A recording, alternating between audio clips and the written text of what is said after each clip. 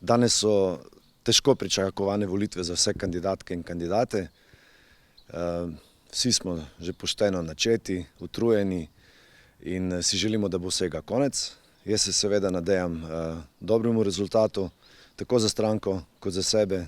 Kandidiram tretjič, sem pripravljen za to poslanstvo in upam, da mi bojo ljudje zaupali svoj glas in se veselim, da bo, upajmo, udeležba čim višja. V bistvu se že od referenduma za vode naprej opaža, da se civilna družba prebuja, da se ljudje, tudi volivci in volivke, bolj informirani, da so se bolj poglobili v same programe in seveda upam, da bo ta trend se še nadaljeval, da bomo v bistvu se pogovarjali o vsebinah, o konceptih, da bomo v bistvu razmišljali o tem, v katero smer naj se naša država in naša skupnost razvija.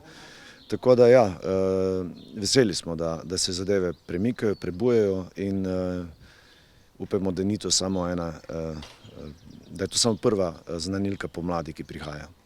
Kakšna je bila volilna kampanja?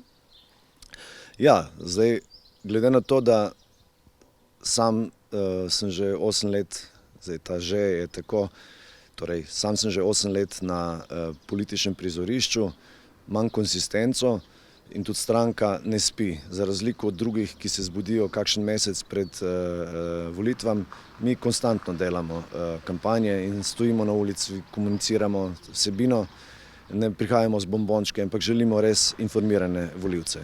Tako smo v bistvu od kampanje za ukinimo dopolnilno zdravstveno zavarovanje, sprememba definicije posilstva, samo ja pomeni ja, potem večkrat smo stali za to, da ne bi šle nesmiselna trošenja za oklepnike in pač drugo orožje, ki služi v bistvu okupacijskim akcijam NATO. Menimo, da slovensko vojsko potrebujemo, ampak bi jo bilo treba reformirati, narediti bolj po meri naše samoobrambne logike.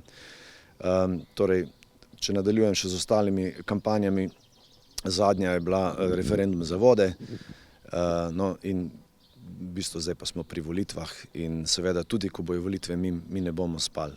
Mi bomo med ljudmi, mi bomo pač naprej delali v smeri, ki mislimo, da je edina primerna in to je pač gradnja solidarnostne skupnosti in zmanjševanje razlik, ker potem pač pride do vseh drugih težav.